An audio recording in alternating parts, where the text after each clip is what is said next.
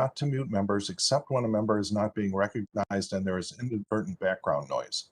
Members are reminded that they may only participate in one remote proceeding at a time. If you are participating today, please keep your camera on, and if you choose to attend a different remote proceeding, please turn your camera off. This hearing is entitled Beyond iRobot: Ethics, Artificial Intelligence, and the Digital Age. And I now recognize myself for 4 minutes to give an opening statement. Thank you, everyone, for joining us today at a time when the power and perils of AI are very much on people's minds. Each generation has its own cautionary tales about AI. Recent big screen adaptations, The Matrix, Terminator, and Tron, echoed the episodes of the old 1960s Star Trek, starring William Shatner as Captain James T. Kirk of the Starship Enterprise. Those episodes were themselves taken from the short stories of Isaac Asimov, Arthur Clarke, and all the old masters of 1950s sci-fi pulp magazines. And parenthetically, I should offer our congratulations that today William Shatner was able to boldly go into suborbital near space, where X-15 pilots had been boldly going since the late 1950s. But I digress. Asimov's classic, iRobot, showed us what can happen when we deploy technology or AI without fully comprehending its consequences. There's an ancient joke in AI that I first heard as an undergraduate back in the 1970s about an all-powerful AI that was given a simple command: maximize paperclip production. It then thought about it for a moment and then began killing off all humans on Earth because, well, humans interfere with paperclip production. Now, it may have taken us 50 years, but we're kind of there. Facebook's AI was given the simple command: maximize Facebook's profits, whereupon they thought for a moment and then began killing off all rational political debate in our country because, well, that interferes with Facebook's profits. And the situations with social media in Myanmar and around the world are even uglier and more deadly.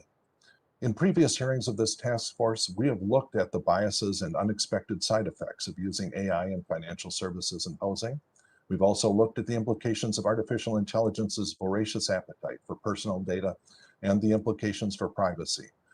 Technological approaches to maximally preserve privacy while retaining AI's effectiveness, and the importance of secure digital identity. In this hearing, we're going to take a closer look at the frameworks for developing, monitoring, and regulating AI to ensure the technology we develop and deploy will be of overall benefit to society. In past hearings, we've examined instances of algorithmic bias that have produced discriminatory effects in the lending space. We've seen facial recognition technology that's far less effective at identifying minorities correctly, despite the fact that the developers of these tools did not include a discriminatory line of code in their products. So we clearly cannot allow technology to treat humans differently based on race or appearance, unless, of course, perhaps we are explicitly correcting for past unjust biases, which brings up a set of issues that my father struggled with as a civil rights lawyer back in the 1950s and continues with us today. We have to understand whether we should hold AI to standards that are higher than we would ordinarily expect of ordinary human-based decision-making processes. As we start defining frameworks for developing and performance testing AI, it seems possible that we're starting to place requirements on AI that are more strict than we would ever place on human decision makers. For example, most of our witnesses today have advocated for defining minimum diversity standards for the training data sets for AI. But we'd never consider requiring that a human bank officer would have a minimum number of friends of different races or protected classes, even though it might arguably result in more fair decision making. And we may already be seeing the positive results of holding AI to higher standards than humans, with the recent reports that fintech apps were apparently more effective than human-based banks in issuing PPP loans to minority customers.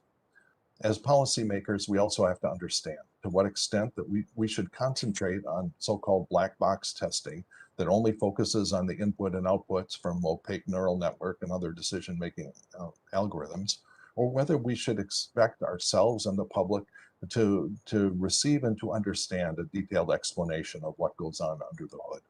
So there's a lot to be examined here. It's my hope that this dialogue will in this dialogue, we will discover which frameworks exist and which should be created or fleshed out to ensure that AI is working effectively and safely for everyone. And the chair will now recognize the ranking member of the task force, Mr. Gonzalez of Ohio, for 5 minutes for an opening statement. Thank you, Chairman Foster, for your leadership on ethics in AI and for convening today's hearing and witnesses. It is vital that Congress continues to consider how we can best promote innovative advancement in the private sector while also ensuring AI is both transparent and ethical. Today's hearing provides an opportunity to hear directly from industry experts and stakeholders on the importance of this topic. A few months ago, the task force held a similar hearing examining how human-centered AI can address systemic racism. One of our witnesses at that hearing, Professor Riyad Ghani of Carnegie Mellon University, testified that algorithms themselves are neither inherently biased or unbiased, but work by analyzing past data and making generalizations about future outcomes. I believe these discussions on bias in algorithms are important to have. We must acknowledge and recognize these technologies at times are not perfect due to the inherent nature of a technology created by humans. It is vital, though, that we do not take steps backwards by over-regulating this industry, which may have a chilling effect on the deployment of these technologies. If there are problems with AI and algorithms, we should not abandon our push to innovate and move forward. It is through further innovation that we are likely going to be able to fix these issues and to improve the technology. As Chairman Foster recognized, we've seen the benefits in the disbursement of PPP loans. I think that's an important thing for us to keep in mind as we continue forward. We should also continue to work with the experts in industry in order to move forward in a bipartisan way that both celebrates the technological advancements and ensures that there is transparency and fairness through the use of artificial intelligence. There have been multiple efforts in the government and private sector to address this issue, and we have seen tremendous advances not only in AI technology, but also in efforts to address bias in algorithms internally. There is recognition of a business incentive to have transparent algorithms that are fair and ethical. Beyond the obvious concerns of ethics and transparency, I'm also looking forward to learning more today from our witnesses of ways that we can strengthen data transparency for families and consider reforms that would protect our children from being targeted by harmful algorithms. As the financial internet and the traditional internet merge, and we've seen recently reported social media companies like TikTok employing algorithms that promote inappropriate content to young users, I think this is extremely troubling and extremely timely that we start to discuss these things. In an AI-powered world where parents have no control over what content or products are being fed to their kids, no transparency around the algorithms that are funneling the content, and no control over the underlying data itself is not an ideal outcome. In summary, AI has great promise to innovate industries like the financial services sector, but there are still opportunities to improve. I look forward to hearing from our witnesses today how Congress should be thinking about this balance, and I yield back. Thank you. And the chair will now recognize the chairwoman of the full committee, the gentlewoman from California, for 1 minute.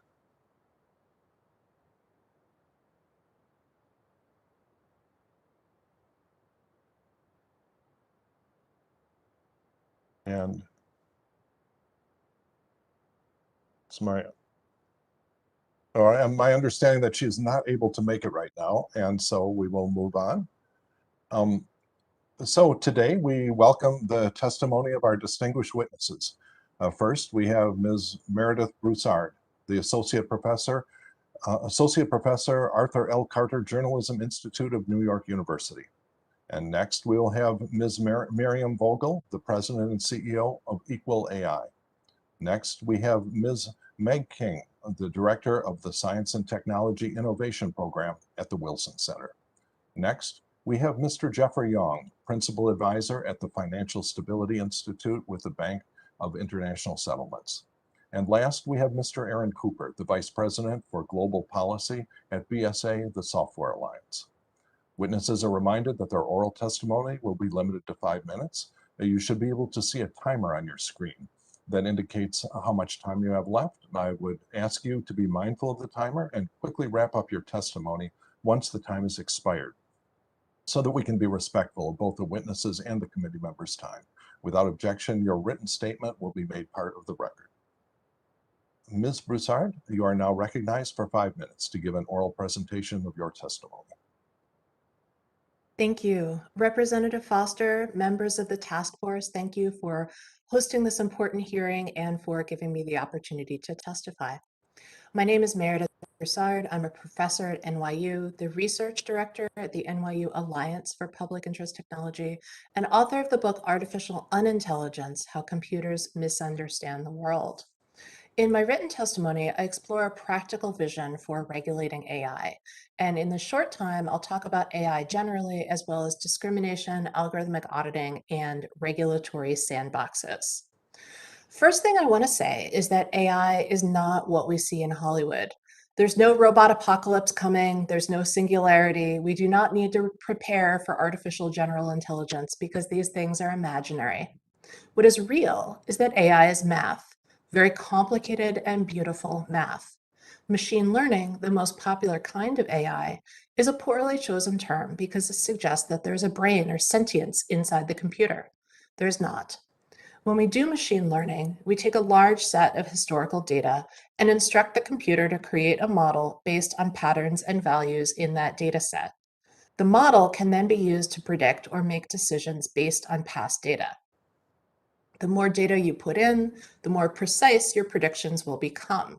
However, all historical data sets have bias. For example, if you feed in data on who has gotten a mortgage in the past in the United States and ask the computer to make similar decisions in the future, you will get an AI that offers mortgages to more white people than people of color.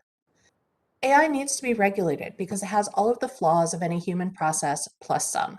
My own regulatory vision begins with frameworks, high-level governance models that guide a company's use of AI and data.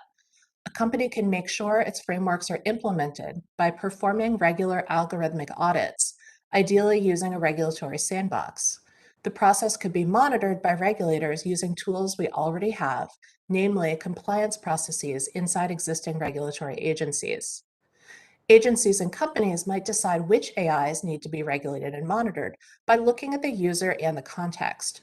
Automated license plate readers used at toll booths might be a reasonable use of AI. Automated license plate readers used by police as dragnet surveillance might be an unreasonable use of AI.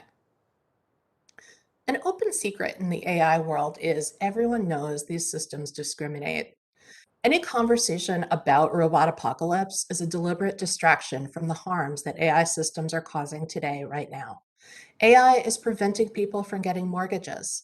A recent investigation by the Markup found that nationally, loan applicants of color were 40 to 80% more likely to be turned down by mortgage approval algorithms as compared to their white counterparts.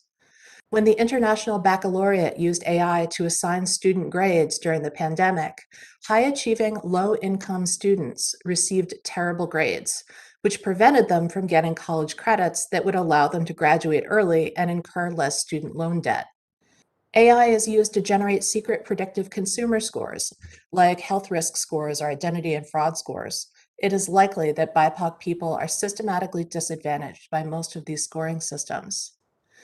The EU's proposed AI regulation calls for categorizing AI into high and low risk, which I think is a good strategy. A low risk use might be using facial recognition to unlock your phone. A high risk use might be the police using facial recognition on real-time surveillance video feeds. Facial recognition has been shown to consistently misidentify people with darker skin. People of color are at a high risk of being harmed by facial recognition when it is used in policing. In the US, we could register and audit high-risk AI to ensure AI is not harming citizens. The process for uncovering algorithmic bias is called algorithmic auditing. Orca, a company I consult with, performs bespoke algorithmic audits in context, asking how an algorithm might fail and for whom. Audits can show how an algorithm might be racist or sexist or ableist or might discriminate illegally. Once we identify a problem, it can be addressed or the algorithm can be discarded. There's also software like Parity or Equitas or Fairness 360 that can evaluate algorithms for one of 21 known kinds of mathematical fairness. I'm enthusiastic about the potential of a regulatory sandbox, a protected environment where companies can test their algorithms for bias. If and when the bias is discovered, they can then address the issue in their code and rerun the test until they're in compliance with acceptable thresholds. I'm currently working with Orca to develop a regulatory sandbox prototype. In our version, regulators would also have a limited view inside the sandbox to see that companies are auditing their algorithms for bias and fixing the problems that they find without the companies revealing any trade secrets. Thank you for the opportunity to testify today on this important topic, and I welcome your questions. Thank you, Ms. Brassard. And I have to say, I'm fascinated with the thought of figuring out which of the 21 definitions of fairness you'll be advocating for. And next we have Ms. Vogel. And you are now recognized for 5 minutes to give an oral presentation of your testimony. Chairman Foster, Ranking Member Gonzalez, and distinguished members of the task force, thank you for conducting this important hearing and for the opportunity to provide this testimony. My name is Miriam Vogel. I'm president and CEO of Equal AI, a nonprofit founded to reduce unconscious bias in AI systems. At Equal AI, we are AI net positive. We believe AI is and will be a powerful tool to advance our lives, economy, and opportunities to thrive, but only if we are vigilant to ensure that AI that we use does not perpetuate and mass produce historical and new forms of bias and discrimination. We're at a critical juncture. AI is becoming increasingly an important part of our daily lives, but decades of progress made and lives lost to promote equal opportunity can be unwritten in a few lines of code. And the perpetrators of this disparity may not even realize the harm they're causing. For instance, we can see our country's long history of housing discrimination now replicated at scale in mortgage approval algorithms that determine creditworthiness using proxies for race and class.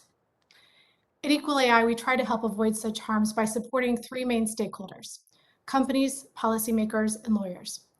Often our work involves helping organizations understand they're effectively AI companies because they are now using AI in pivotal functions. As such, they need an AI governance plan, particularly given that with AI, as you know, key assessments occur behind the proverbial black box, where inputs and operations are generally unknown to the end user. As discussed in your past hearings, implicit bias infiltrates AI in a variety of ways. Our operating thesis is that bias can embed in each of the human touchpoints throughout the AI lifecycle. From the ideation phase, deciding what the problem is you even want to solve with AI, to the design, data collection, development, testing, and monitoring phases. But we're optimistic, and we think each touchpoint is also an opportunity to identify and eliminate harmful biases. As such, risk management should occur at each stage of the AI lifecycle. There are several helpful frameworks to identify and reduce harms in the AI systems, including GAOs, GSAs, and the important efforts underway at NIST. The Equal AI framework offers 5 pillars to consider when establishing responsible AI governance, including, first, invest in the pipeline. Our basic tenet is that AI needs to be created by and for a broader cross-section of our population. There are several organizations promoting diversity in tech effectively right now: AINU, AI for All, and several others, and we need to support these efforts. 2, hire and promote with your values. To create and sustain a diverse workplace and produce better AI programs used in HR functions should be checked routinely to ensure they're in sync with the values of your organization and our country. 3, evaluate your data. The more we know about data sets, the safer we are as a society. We encourage identifying gaps in data so that they can be rectified and, at a minimum, clarified for end users. 4, test your AI. AI should be checked for bias on a routine basis.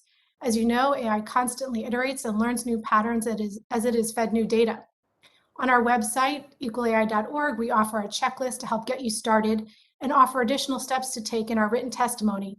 We highly recommend as well use of routine audits.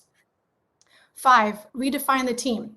An often overlooked opportunity to reduce bias in AI is by creating testing teams that include those underrepresented in the AI creation and the underlying data sets. There are numerous ways that Congress can play a key role in ensuring more effective inclusive AI. Several are listed in our testimony. A few include: 1, Congress can reinforce the applicability of laws prohibiting discrimination to AI-supported determinations. 2, Congress can lead by example. Create a framework for AI procurement, acquisition, development. Ask vendors if they do the same. 3, incentivize investment in the future of work. Like all transformative technologies, AI will eliminate jobs, but it will also open up opportunities. To lead in the AI revolution, safeguard our economy, and support greater prosperity among more communities, we should reskill our workforce by understanding what jobs are likely to emerge, offering incentives for upskilling and loan forgiveness for those committing a term to public service. Finally, we enthusiastically support the Bill of Rights put forward by the White House Office of Science and Technology Policy last week to level set expectations and inform the public about their rights. In conclusion, we believe we're at a critical juncture to ensure that AI is built by and for a broader cross-section of our population. It's not only the right thing to do, a strong U.S. economy and our leadership depend on it. Thank you for the opportunity to testify, and I look forward to your questions. Thank you, Ms. Vogel, and I echo your enthusiasm for the White House's effort to come up with an AI Bill of Rights, though I don't believe I've seen even a draft of it at this point. Ms. King, you are now recognized for 5 minutes to give an oral presentation of your testimony. Thank you, Chairman Foster, Ranking Member Gonzalez, and members of the AI Task Force for inviting me to testify today. My name is Meg King. I'm the Director of the Science and Technology Innovation Program at the Wilson Center, a nonpartisan think tank created by Congress nearly 60 years ago. My program studies the policy opportunities and challenges of emerging technologies, investigates methods to foster more open science, and builds serious games. We also offer hands-on training programs called the Technology Labs to congressional and executive branch staff on a variety of issues, including artificial intelligence. Next month, we will offer a series of individual trainings on AI for members as well. As with any technological evolution, the benefits of AI come with associated costs and risks. Focusing only on the benefits misses the nuances of the potentials and pitfalls of this advance. To help the committee understand the risks to any industry, and in particular the financial services industry, I'll focus my remarks on the nature of AI generally to understand the environment in which creation is occurring. Today, there aren't significant incentives for the private sector to include ethics directly in the development process. At the current pace of advancement, companies cannot afford to develop slowly, or a competitor might be able to bring a similar product to market faster. Largely due to consumer trust concerns, international organizations, regions, and private companies have all begun to issue ethical frameworks for AI. Most are very vague principles, as you mentioned, Chairman Foster, with little guidance as to application. Two that this committee should pay close attention to are those of the Organization for Economic Cooperation and Development and the European Commission. In addition to their principles on AI, the OECD is developing process and technical guidelines ranging from pinpointing new research to making available software advances, which will become part of a publicly available interactive tool for developers and policymakers alike. As Ms. Brassard noted, European regulators announced a risk-based plan this year to establish transparency requirements, including biometric identification and chatbots. Chatbots in particular are expected to have a significant impact on the financial services industry, as many companies see value in customer service process improvement and the prospect of gaining more insight into customer needs in order to sell more financial products. As developers more questions about the ethics of their AI systems, they have the potential to slow the process, which could cost businesses money. However, if ethical concerns are identified too late in the development process, companies could face considerable financial loss if not addressed properly. No ethical AI framework should be static, as AI systems will continue to evolve, as will our interaction with them. Key components, however, should be consistent, and that list specifically for the financial sector should include explainability, data inputs, testing, and system lifecycle. Also known as XAI, explainability is the method to ask questions about the outcomes of AI systems and how they achieve them. It helps developers and policymakers identify problems and failures, possible sources of bias, and help users access explanations. There are a number of techniques available to carry out XAI, as well as open source tools which make these techniques more accessible.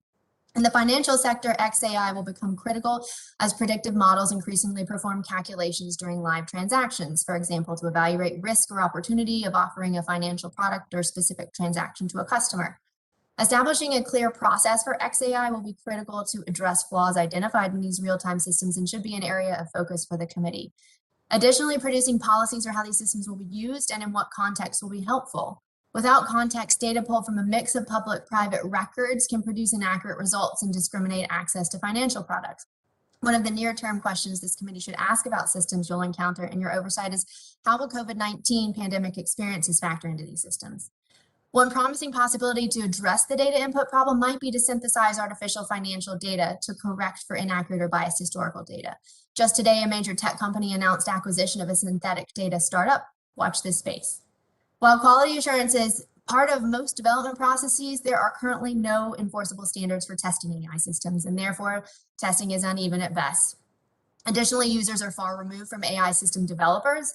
Carefully assessing the growing field of ML ops and machine learning operations and identifying ways the committee can participate in that process will be useful. AI breaks, often in unpredictable ways at unpredictable times. Participants in the Wilson Center's AI lab have seen AI function spectacularly, using a deep learning language model to produce the first ever AI drafted legislation, as well as fail when a particular image loaded into a publicly available generative adversarial network produced a distorted picture of a monster rather than a human. Lab learners also study why accuracy levels matter as they use a toy supply chain optimization model to predict whether and why a package will arrive on time, and how to improve the prediction by changing the variables used, such as product weight and month of purchase. Beyond mistakes, some AI systems carry out tasks in a way humans never would. Many examples exist of scenarios producing results developers didn't intend, like a vacuum cleaner injecting collected dust so it can collect even more, and a racing boat in a digital game looping in place to collect points instead of winning the race. Anyone who's played the game 20 questions understands this problem. Unless you ask exactly the right question, you won't get the right answer. As more and more AI systems are built and distributed widely with varying levels of user expertise, this problem will continue. Establishing a framework of ethics for the development, distribution, and deployment of AI systems will help spot potential problems and provide more trust in them. Thank you. Thank you, Ms. King. And Mr. Yong, you are now recognized for 5 minutes to give an oral presentation of your testimony. Thank you. Good afternoon, Chair Foster, Ranking Member Gonzalez, and distinguished members of the task force. My name is Jeffrey Yong, and I'm a Principal Advisor at the Financial Stability Institute of the Bank for International Settlements, or the BIS.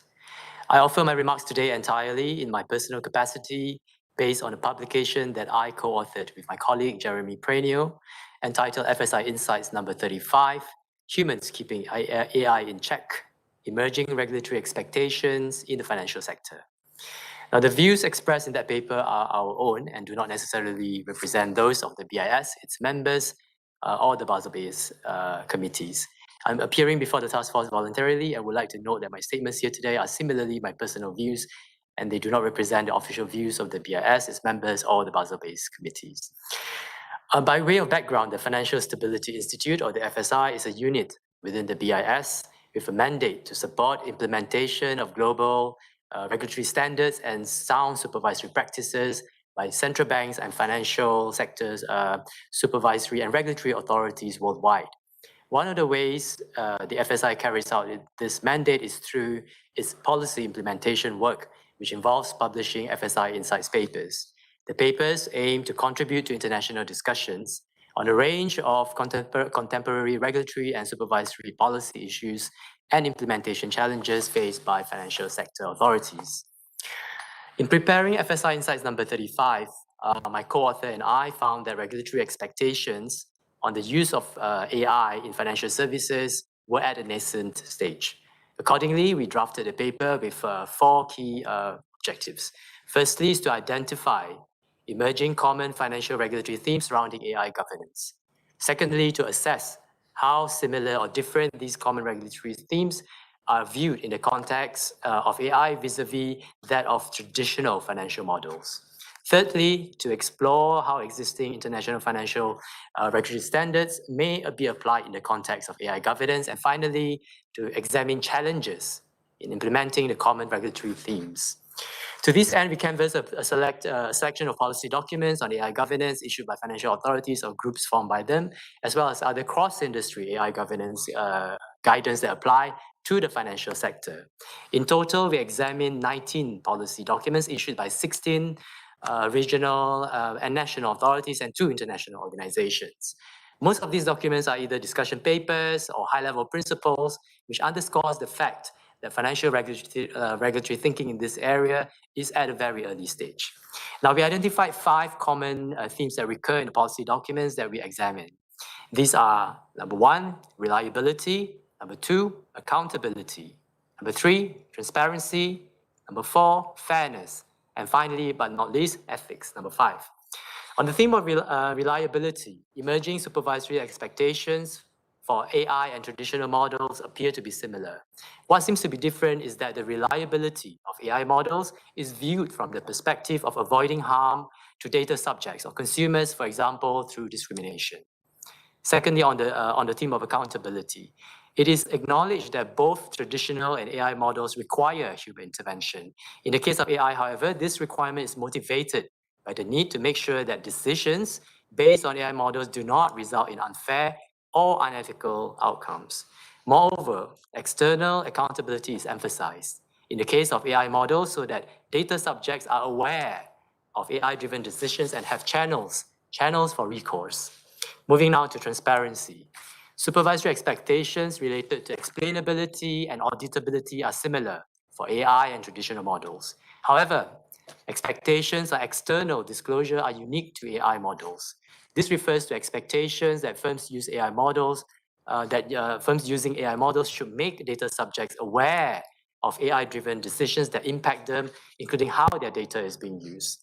On the theme of fairness, there's a distinct and strong emphasis in emerging supervisory expectations on this aspect in the case of AI models. Fairness is commonly described in the documents as being avoiding discriminatory outcomes. Similarly, on ethics, there's a distinct and strong emphasis on this aspect in AI models. Ethics expectations are broader than fairness, relate to ascertaining that consumers will not be exploited or harmed. Now, given the similarities of the themes between AI and traditional models, existing financial regulatory standards that govern the use of traditional models may be applied in the context of AI. However, there may be scope to do more in defining financial regulatory expectations related to fairness and ethics. The use of AI in financial sector presents certain challenges, and the key challenge relates to the level of complexity and lack of explainability. Given these challenges, one way to approach this is to consider a tailored and coordinated regulatory and supervisory approach, meaning differentiating prudential and conduct treatment depending on the risks that the AI models pose. With that, I conclude. Thank you. Thank you, Mr. Yong. And Mr. Cooper, you're now recognized for 5 minutes to give an oral presentation of your testimony. Thank you very much. Good afternoon, Chairman Foster, Ranking Member Gonzalez, and members of the AI Task Force. My name is Aaron Cooper. I'm Vice President of Global Policy for BSA, the Software Alliance. BSA is the leading advocate for the global enterprise software industry. Our members are at the forefront of developing cutting-edge, data-driven services that have a significant impact on U.S. job creation. I commend the task force for convening today's important hearing, and I thank you for the opportunity to testify. Enterprise software services, including AI, are accelerating digital transformation in every sector of the economy. And BSA members are on the leading edge, providing businesses with the trusted tools they need to leverage the benefits of AI. In fact, last year, software supported more than 12.5 million jobs outside the tech sector. AI is not just about robots, self-driving vehicles, or social media. It's used by businesses of all sizes to improve their competitiveness. It's the power in industrial design that improves manufacturing performance and reduces environmental impact. It's the tool that streamlines transportation and logistics operations, that detects cyber attacks and improves HR operations. In the financial services industry, AI is being used to reduce the risk of fraudulent transactions and deliver a better customer relations experience. While the adoption of AI can unquestionably be a force for good, it can also create real risks if not developed and deployed responsibly. We commend the task force for its work to explore domestic and international AI frameworks because they play a critical role in ensuring the responsible use of AI. As you explore these issues, we offer our perspective on risk management approach to bias, which has been a particular focus for BSA, and that we hope will also inform the broader conversation. For BSA members, earning trust and confidence in AI and other software services they develop is crucial. So confronting the risk of bias is a priority. We therefore set out to develop concrete steps companies can take to guard against this. The resulting framework is included in full in my written testimony. It's built on 3 key elements: impact assessments, risk mitigation practices, and organizational accountability. Modeled on NIST frameworks, it includes more than 50 actionable diagnostic statements for performing impact assessments that identify risks of bias and corresponding best practices for mitigating those risks. Among the unique features of the BSA framework is that it recognizes these steps need to be followed at all stages of the AI lifecycle: design, development, and deployment phases. Also, different businesses will have different roles throughout the life cycle, so risk management responsibility will need to be tailored to a company's role, who is developing the algorithm, who is collecting the data, training the model, and ultimately deploying the system. What does that all mean in practice? A few examples. First, when designing an AI system, companies should clearly define the intended use and what the system is optimized to predict, identify who may be impacted, and if the risk of bias is present, document efforts to mitigate that risk. They should examine data that will be used to train the model to ensure it's representative and not tainted by historical biases. Second, at the development stage, they should document choices made in selecting features for the model and document how the model was tested. Third, at the deployment phase, they should document the process for monitoring the data and model and maintain a feedback mechanism to enable consumers to report concerns. And to be clear, at every phase, it's important for companies to have a team that brings diverse perspectives and background, which can help anticipate the needs and concerns of people who may be affected by AI in order to identify potential sources of bias. Bias is only one of the important ethical considerations for responsible AI, but addressing it is critical. And the risk management approach we recommend in this context can be tailored to address other ethical considerations. In conclusion, digital transformation across industry sectors is creating jobs and improving our lives. But industry, civil society, and academia must work together with Congress and other policymakers on guidelines and laws that will ensure companies act responsibly in how they develop and deploy AI. We appreciate the task force's strong focus on these issues and hope that our framework on confronting bias will contribute meaningfully to this discussion. Thank you for the opportunity to testify, and I look forward to your questions. Thank you, Mr. Cooper. And the chair will now recognize myself for 5 minutes for questions. So my first general question to Ms. King or Mr. Cooper, whoever wants to field it, is how much should we expect of AI? And in particular, should we be asking more of AI than we do of humans? For AI-driven cars, should the standard be that you should outperform humans on average or in all circumstances, with similar things regarding fairness as well? Is it in general, is it reasonable? Or are there real dangers in using human-based decision-making as the standard of fairness and safety for what's acceptable in AI? I'm happy to jump in. Sure. I'd give one example, a way of thinking about this is that things that are illegal in the physical world should be legal in the digital world when you use AI or any other system. So in the realm of discrimination, for instance, a practice that would be discriminatory if a person did it should still be discriminatory and illegal if an AI system does it. And I think what we're finding in other areas is that AI is increasingly being used both in everyday features of what companies are doing as they go through a digital transformation, but will also increasingly be used in more high-risk areas. And in those situations, we need to make sure that there's a proper impact assessment so we know whether it's related to bias or safety or another issue. Companies are thinking through what those implications are going to be and take steps to mitigate those risks. I'm happy to answer if you'd like as well. I think the answer is honestly, we don't know. Certain systems are designed very narrowly right now, and that's because AI outperforms humans in those systems. But in others, with context, with heuristics, the shortcuts that we use as humans, they don't perform well. And as one of the Wilson Center machine learning researchers has written a paper about and reminds regularly, autonomous agents optimize the reward function that we give them. And so until we can improve AI to a level where we feel comfortable that moves beyond that narrow capability, I don't think we have an answer yet about how to think about the consequences, but also the opportunities. They are just so varied across so many sectors at this point. Any other comments on this? I mean, just, the deployment decision that has to be made here. You need some sort of absolute standard that this is good enough for this application. And it's something we're going to have to face, because that's probably at best the level at which Congress will be specific about, how these decisions should be set up. And so another thing that I know we all struggle with is this question of of black box testing versus expecting that the public should have a detailed understanding of what goes on inside. You know, you look at the trouble that we've had trying to convince people to get vaccinated. And it's not clear that it helps to tell them the details of how the immune system in the human works. And you know, that may make it better, maybe make it worse. You know, we had this situation very recently where we apparently fired a football coach, not to my knowledge for mistreating athletes, but for what went on in his private decision making. I mean, should we accept or reject algorithms based only on their inputs and outputs, or should we actually demand to look inside at all the intermediate levels of the neural network and see if there are objectionable racist nodes in them? What is your thinking on that, the black box versus detail, and also how to convey that to the public? Anyone? Should I just pick someone at random? I'm happy to jump in.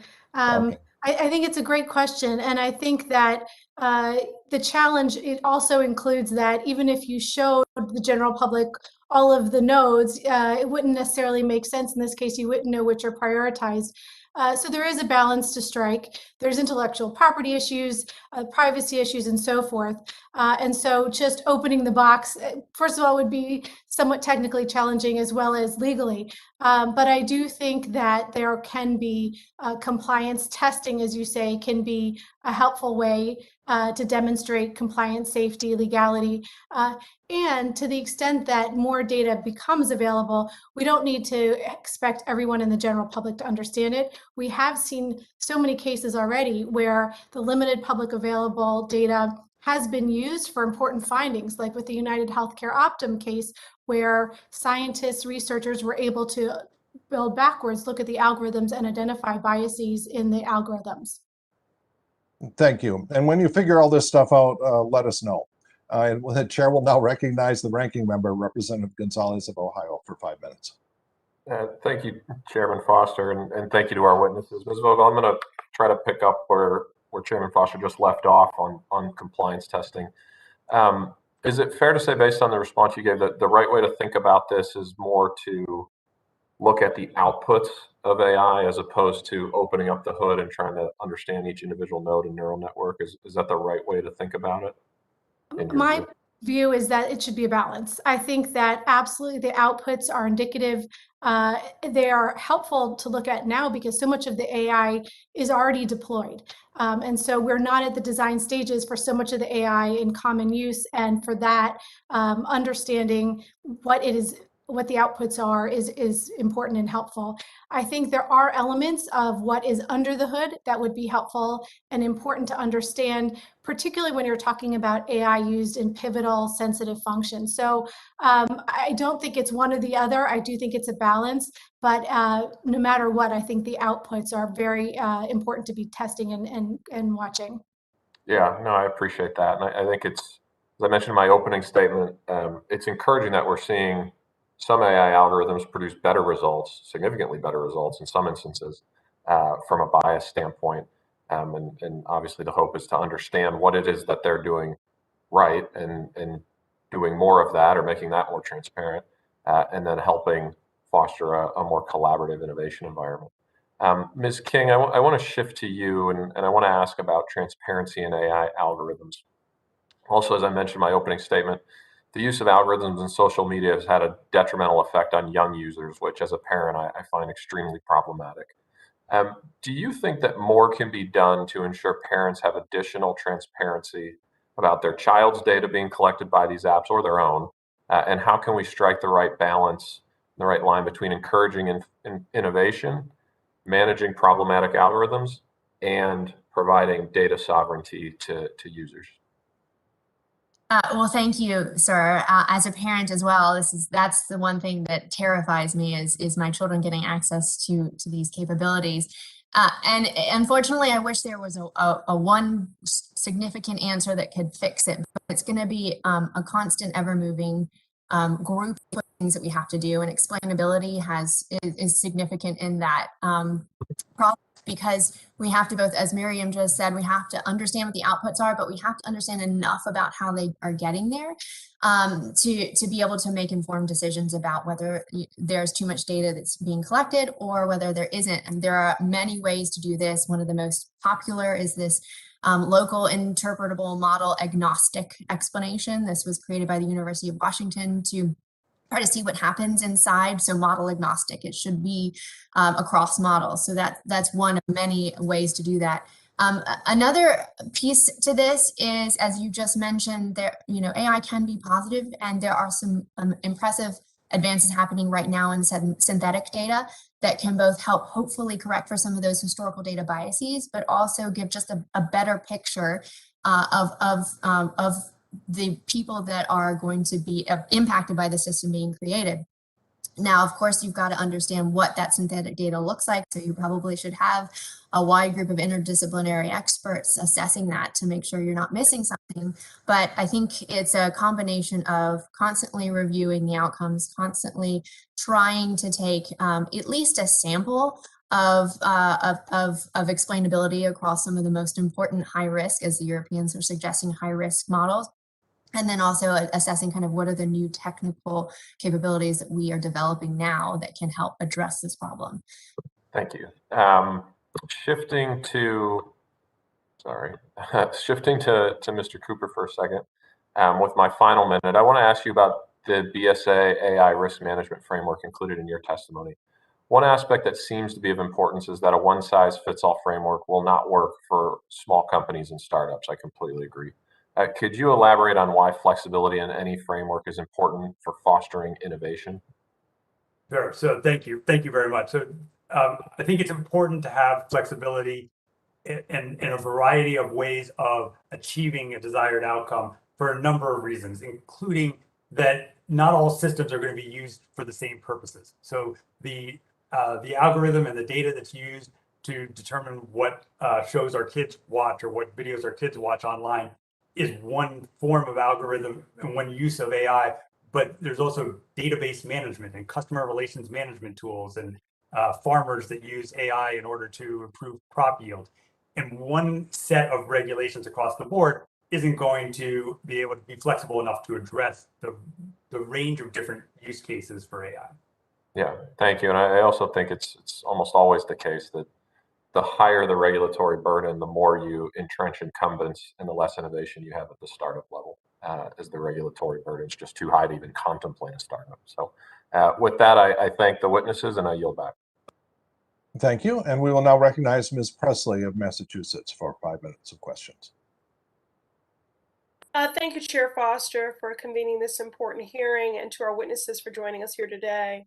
Certainly, systemic racial discrimination is widespread in the financial services industry. The damage of redlining, banking deserts, and employment discrimination has never been fully redressed or repaired in America, and all the data supports those facts.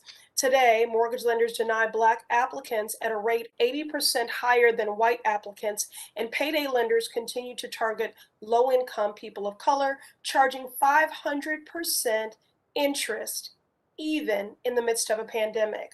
Many believe artificial intelligence presents an opportunity to make the allocation of credit and risk fairer and more inclusive.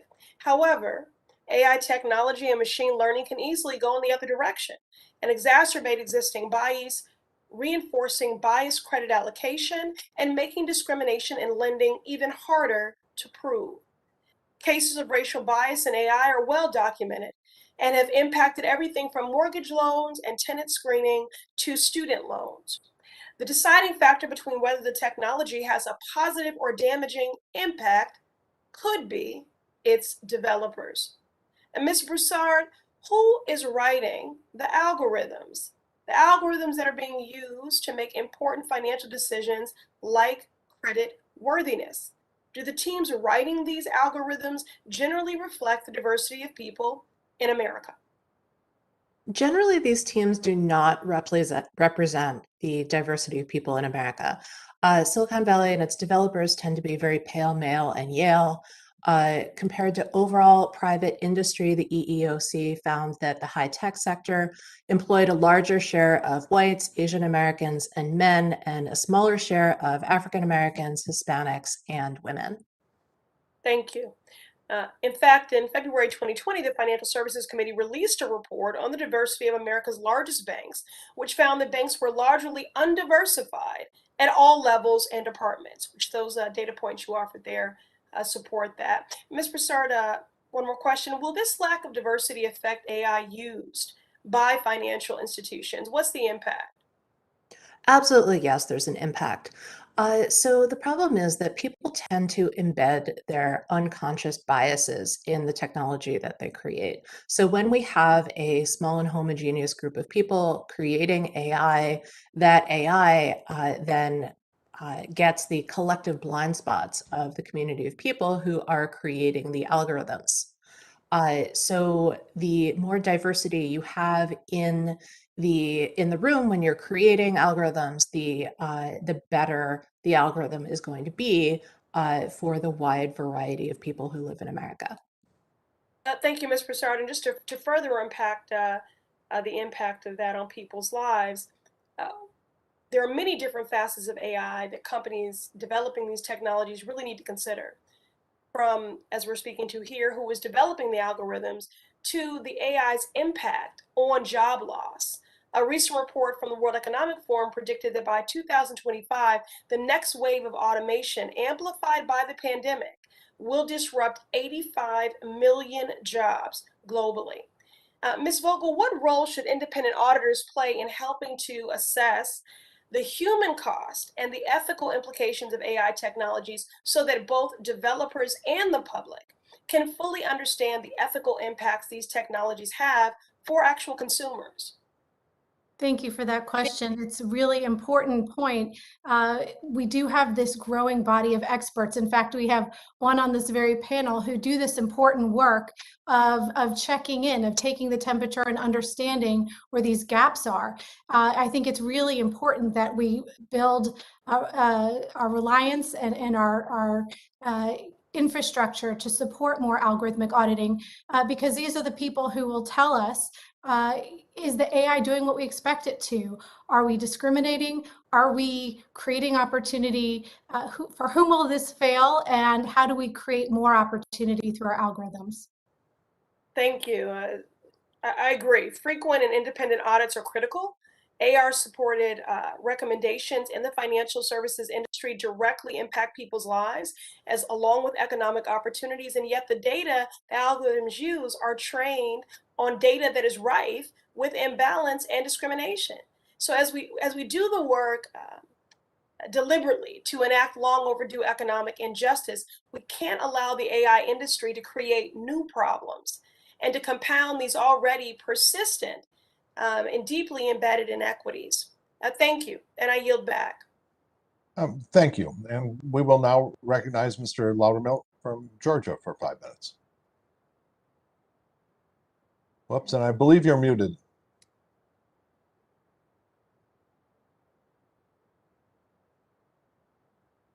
Now. Yep. Okay, thanks. Well, thank you, Mr. Chairman. There's one thing important to keep in mind as we discuss AI is the types of bias we need to eliminate and the types of bias that actually we want to keep.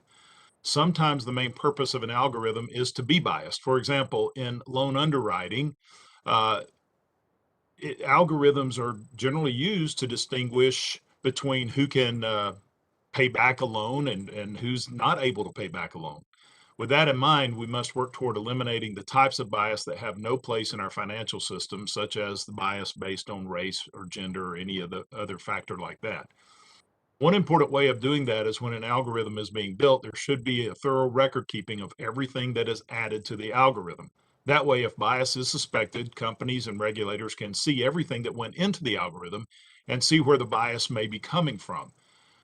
I think this would help make it where algorithms are not a black box, but where the outputs cannot be explained, but you would have record where you could see where the problems may be. Mr. Cooper, Your organization's framework for AI best practices recommends maintaining records of the data that is used to train AI models. I agree with that. Expanding on that, do you believe that maintaining thorough records of all the inputs used to build an algorithm can be useful for identifying the source of any unwanted bias? Thank you very much, Congressman. Yeah, I think it goes even beyond what the data is. I think that there's a whole set of considerations that companies need to go through to figure out whether there's a high risk that the AI system as it's intended to be deployed or as it's being deployed may have consequential impacts on people. And the decision making about what those risks are and what the right mitigation practices are, how the data was tested, what historical biases may or may not be present in them. Keeping a record of that as part of a risk management framework can be both useful in order to make sure that companies are not putting systems out into the world or using systems that are going to lead to discriminatory results. But it can also be useful, as you say, after the fact, if there is a problem, to go back and audit and find out why it happened and make sure it doesn't happen again.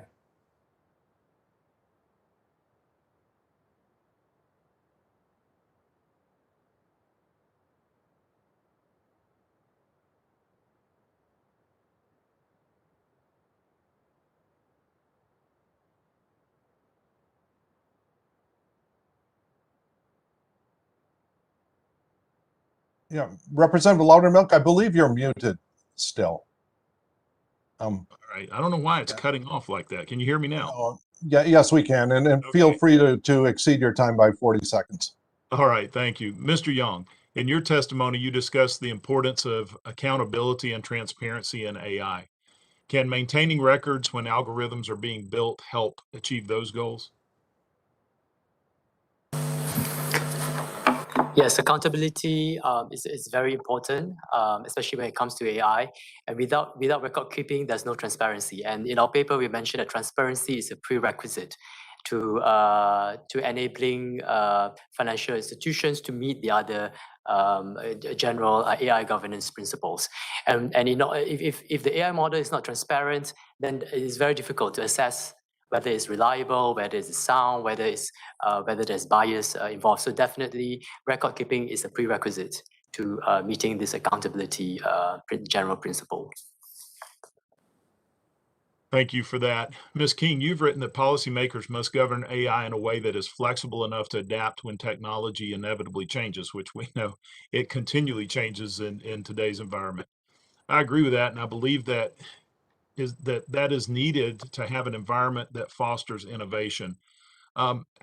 With that in mind, how can policymakers ensure that AI governance remains flexible but robust at the same time?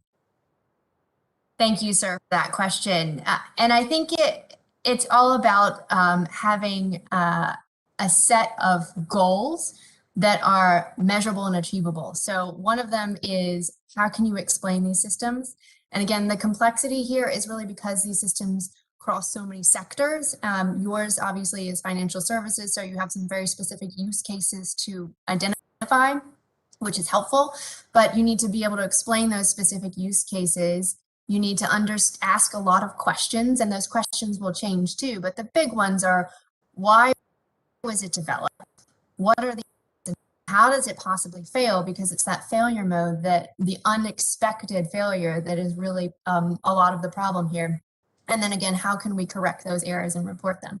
So if you can kind of have those four ways of addressing this challenge, and you work with companies, and you work with both governments who are buying this and the companies who are producing this, to have that sort of the four methods of regularly checking that you're producing what you want, you're getting what you want out of it, and that it is not discriminatory, then I think that's a flexible way to move forward.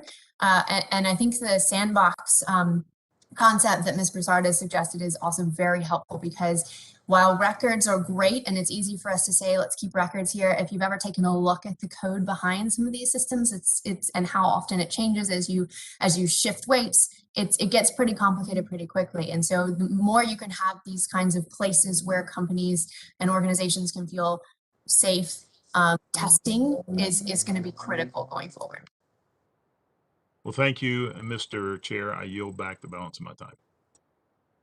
Thank you. And we'll now recognize Representative Caston for 5 minutes.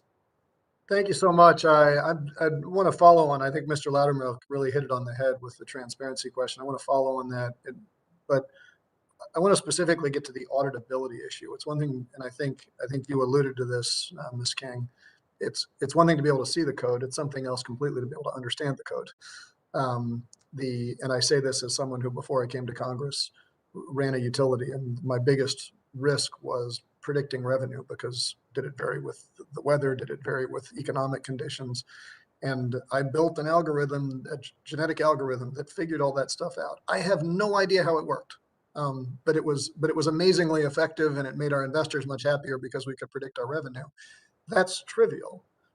It's not at all implausible for me to imagine that we get to a world where an investment fund has figured out from looking at global data that there's about to be a massive human rights abuse committed and is shorting the affected businesses and properties, right? And that would be deeply unethical. And if we understood it, it would be a problem. But it's totally possible that we could never actually understand that's what it's doing. And so my question, and I think all of you can answer this, but I'm going to start with Ms. King just because I see you nodding so vociferously. What is the best regulatory practice for A, ensuring that these algorithms remain auditable, and B, ensuring that they apply to everyone in the system? Because presumably as soon as some subset of people agree to have auditable algorithms, people who violate that might have an investing edge, right? So whether that's a bad actor in our country or a foreign actor who wishes us harm, what's that standard, both domestically and internationally? How would you recommend we think about that? Thank you, sir. I'll take a quick stab at it, and I'm going to use a hypothetical because I think it's always helpful to have it. Yours is very complicated, and I'm not going to try and explain your very impressive example. But so at the Wilson Center, in one of our trainings, we use a supply chain prediction model. Will it or won't it arrive? Will the USPS deliver a package on time? And you have a series of variables.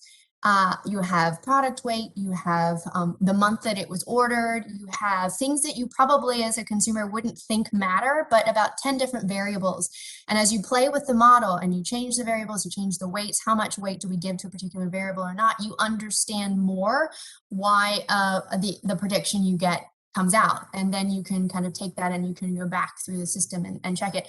I would say you need a couple of standards that one is not going to work, unfortunately, but a couple of standards that have that sort of ability to use a couple of methods, probably a model agnostic method if it's possible, to go back and just understand, at least at a strategic level. You may not be able, as you know very well, to go and explain the whole thing, but a confidence level of an explainability that you could achieve. So you're looking for some sort of confidence, trust level in some sort of agnostic model verification. And you're also looking to make sure as you're going through that process that you have a number of, if you're going to have regulators as part of this conversation, a number of regulators across sectors. As your example points out, you can't just have financial services regulators. You're going to have others from other parts of the government at the table because there will be these unexpected outcomes. If I could, though, that approach you describe works where there's a finite number of known inputs. If you're using sort of a neural network model that for all practical purposes has an infinite number of inputs, I don't know how you audit that at some level of complexity. To follow on from that, and I'm sure this varies market to market, is there any good analysis of, is there a percentage of algorithmic trading or algorithmic investing, wherever it sits, that beyond, we really don't want to have more than X percent because now the algorithms are responding to algorithms? Is there a robust mathematical way to think about that? And maybe it's different for housing credit decisions than it is for equities investments for something else. But is there some robust way to think about that so that we don't sort of unwittingly introduce too much volatility into the system? And if any of the other witnesses want to chime in on this, I'd be welcome for your thoughts as well. So I can speak to auditing algorithms. What we want to do is we don't want to think about auditing all algorithms to the same standard. We want to think about auditing algorithms in context because the context matters a lot. So we do need to keep track of inputs. We do need explainability. We do need to enforce real world laws inside algorithms. We do need to be aware of bias in, bias out. And so to your point about thresholds, the acceptable thresholds would be determined based on the context. I see I'm out of time, but would welcome any of your further thoughts offline from any of the witnesses, and yield back. Thank you. And we will now recognize Ms. Adams of North Carolina for 5 minutes. Thank you, Mr. Chair, Chair Foster. Thank you, Ranking Member Gonzalez and Chairwoman Waters for this hearing today. And to our witnesses, thank you for your testimony.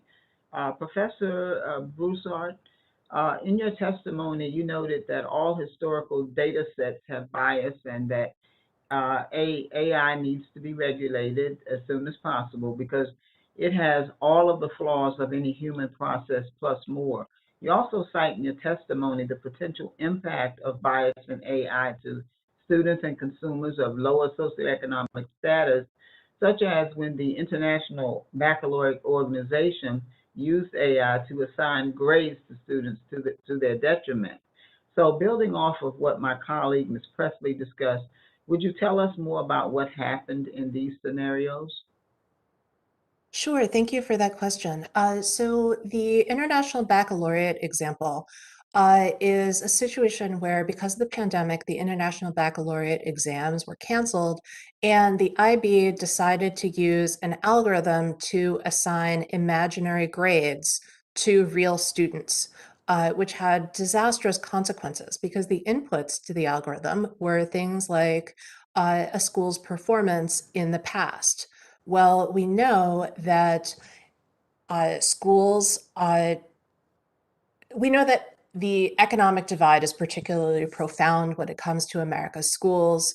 And so the poor schools, the students at the poor schools were predicted to do poorly, and the students at the rich schools were predicted to do well. We have a racial divide there. Who are the students at poor schools? They're mostly Black and brown students. Who are the students at rich schools? Well, they're mostly white students. So the algorithm made very predictable decisions that disadvantaged Black and brown and poor students. Wow. This is what happens most of the time with algorithmic decisions. So would you explain what algorithmic auditing is and how we can encourage public and private entities to adapt it as a best practice? Oh, thank you. Yeah, so algorithmic auditing, as I mentioned in my testimony, is something that I do with a company called Orca, O'Neill Risk Consulting and Algorithmic Auditing. What we do is we look at an algorithm and we ask, who could this algorithm negatively affect? And we look at the inputs to the algorithm. We do look at the code. We act as an information fiduciary, so we keep everything extremely private. We look at the outputs and we do mathematical and statistical analysis as necessary in order to figure out what is going on in the algorithm. Once you actually figure out where the algorithm is going wrong, you can fix it. But in a lot of industries now, people are pretending that there's nothing wrong. So for example, Ms. Vogel mentioned before the Optum case. There's also the case of the Apple Card, where a man was offered a credit limit that was something like 10 times higher than his wife, even though they share all of their finances. And so companies are pretending that they don't collect information like race in order to make decisions. But on the other hand, if you're using a factor like zip code that is an input to your algorithm, then, well, actually we have enough residential segregation in the United States that if you are using zip code, you are actually using race as a proxy. So Well, there are Thank you. I want to move on if I can real quickly. Ms. Vogel, I was happy to see that part of your recommendations related to diversifying AI field, including supporting HBCUs. And so specifically, what should Congress be doing to ensure that HBCU and MSI students are able to participate in the A1 revolution currently underway? Thank you for that question.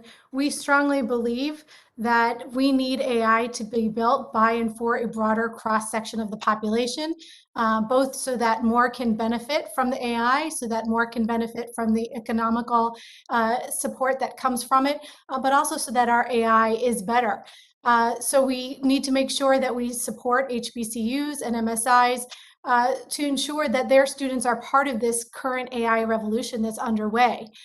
We know that HBCUs produce nearly 20% of all Black graduates, 25% of Black graduates who earn degrees in the disciplines of STEM, technology, science, engineering, and math.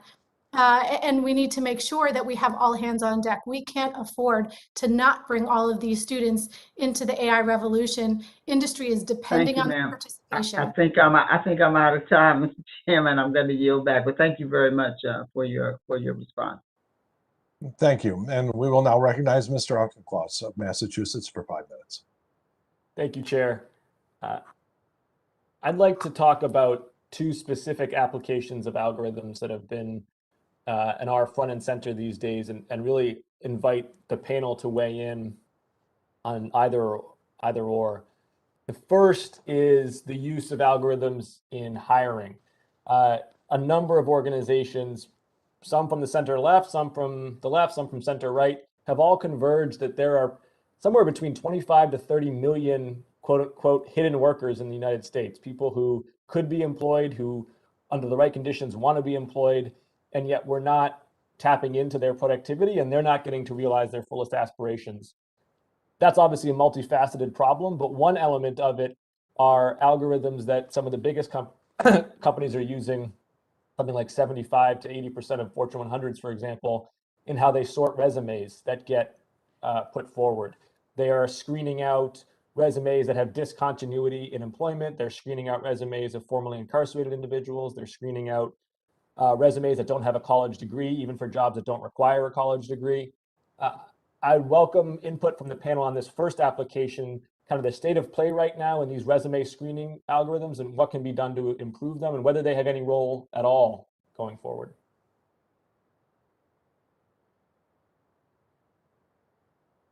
I can offer that my colleague Hilke Schellman has been writing about these topics and has done some really excellent work in the MIT Technology Review that's an in-depth view on what's going on with hiring algorithms. This is one of the reasons why we need a risk management framework for when there's going to be an AI system that has a highly consequential impact on somebody's life. So making sure that there's a thought process that's auditable about what the factors are that are considered in determining what resume is going to go where is a good example of something where we need to make sure that there's a thought through and documented impact assessment and then steps taken to mitigate risk. And I would just add also that this should be a triple line win for everybody. Companies don't want to be screening out high quality workers for esoteric reasons. I mean, they're struggling for employees as we speak. And as a society, we want people to be working and contributing, and the people themselves want meaningful work. So I would hope that this can be an area of actual bipartisan work going forward, is how we encourage the private sector to be more thoughtful about their use of these hiring algorithms and the other elements of this challenge of hidden workers. The second area that I want to dig into and invite the panel to speak on is about what many of us have been reading about these last 2 weeks, which is Facebook's algorithm. The whistleblower, in addressing the Senate, exposited that while she did not think Section 230 should be revised for user-generated content, she did think that Facebook's algorithm itself should be subject to liability laws. And I would welcome input from any of the panelists here about how that might be applicable in terms of Facebook in particular, but really any social media's algorithm, whether that should be subject to regulation itself.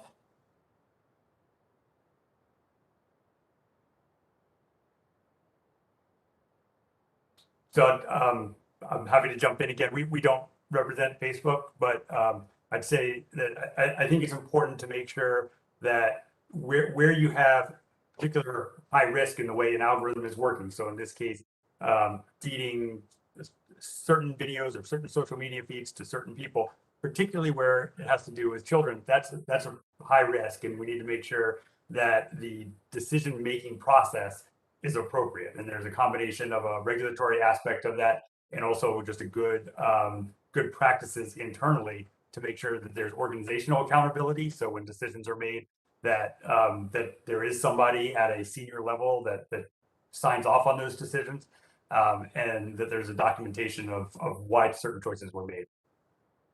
Yeah, I can see why it would, I can see why it would be challenging to try to unpick liability for an algorithm that was put into place, how you can draw causality directly. And yet, part of me thinks that we have to answer that question. We've got to wrestle with that problem, because otherwise we're going to be in a place where I think organizations will be distancing themselves from accountability instead of embracing it by being able to point towards these black box algorithms and say that they're just part of their toolkit, and you can never paint cause and effect. I think we need to reject that explanation and hold companies liable for the algorithms that they choose to use. I yield back my time, Mr. Chair. Oh, thank you. And I'd like to thank our witnesses for their testimony today. And without objection, all members will have 5 legislative days with which to submit additional written questions for the witnesses to the chair, which will be forwarded to the witnesses for their response. I ask our witnesses to please respond as promptly as you are able. Without objection, all members will have 5 legislative days with which to submit extraneous materials to the chair for inclusion in the record. I remind members that written questions and materials for the record should be submitted to the email address provided to your offices. And this hearing is now adjourned.